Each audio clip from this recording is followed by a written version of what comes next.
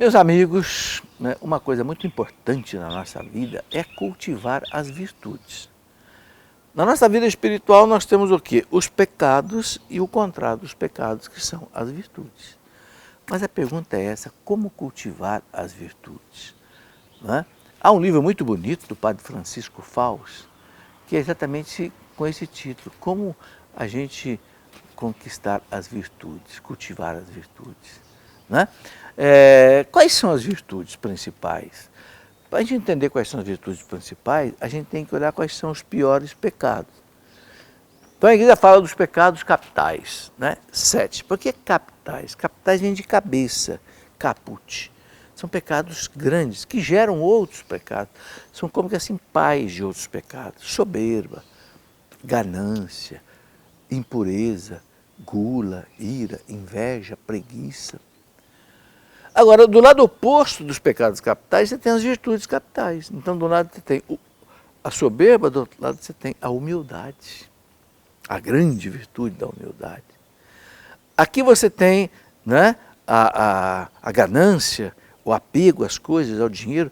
Do outro lado você tem o quê? O desprendimento, a caridade. Do lado oposto ao egoísmo. Do lado você tem a impureza, a luxúria. Do lado você tem a castidade. Vai vendo aí o pecado e a virtude. Do lado você tem a gula, do outro lado você tem a temperança, o autodomínio. De um lado você tem a ira, o ódio, do outro lado você tem a mansidão. De um lado você tem a preguiça, né? O outro pecado capital, a preguiça, do outro lado você tem a diligência, o trabalho.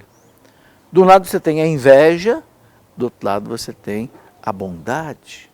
Não ter inveja de ninguém, não desejar o mal a ninguém. Mas aí fica essa pergunta, como cultivar as virtudes? Sabe, meus irmãos, o pecado original, ele feriu a natureza humana.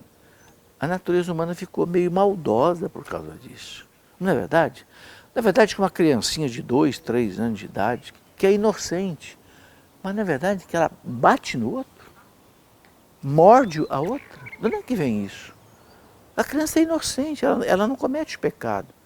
Vem do enfraquecimento da natureza humana por causa do pecado original. Então, nós somos puxados por aquilo que a igreja chama de concupiscência da carne.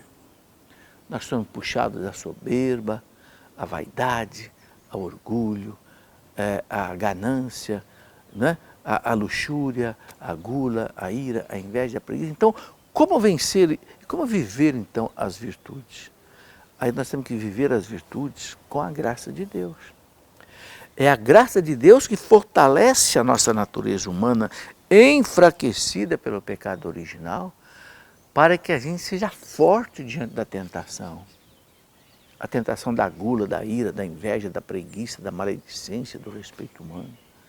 E como é que eu me fortaleço na graça de Deus? Bom, primeiro de tudo, eliminando o pecado. Que o pecado é a grande causa, né, do mal. Então, se eu estou em pecado, eu preciso me confessar. A confissão e a Eucaristia que me fortalece na luta contra o pecado. A meditação da palavra de Deus, né? A carta aos Hebreus, que a palavra de Deus é forte, eficaz, mais penetrante que uma espada de 2 gumes. São Paulo diz, não é? Quando ele escreve para Timóteo, a palavra de Deus é útil para exortar, consolar, fortalecer, formar o homem de Deus na justiça. Então, todas essas coisas, a oração, a reza do terço, a confissão, a Eucaristia, uma vida de piedade, uma vida de oração, uma vida de caridade.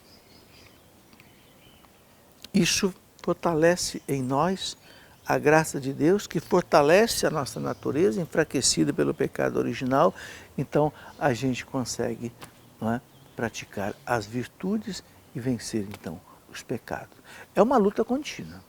É uma luta que nós temos que travar contra a nossa fraqueza da natureza, até a nossa morte. E a gente não pode descuidar nunca. São Paulo fala bem claro, quem pensa que está de pé, está forte, cuidado para não cair. Não é? Ninguém tem estado de graça confirmado para sempre. Não, nós temos que sempre lutar. Caiu, levanta. vai se confessar, não fica caído não. Deus não fica tanto aborrecido da gente cair não, mas Deus fica muito aborrecido da gente não confiar na misericórdia dele e não pedir a ele o perdão, sobretudo na confissão. Então o importante é isso, caiu, levante imediatamente e busque de novo o caminho da virtude.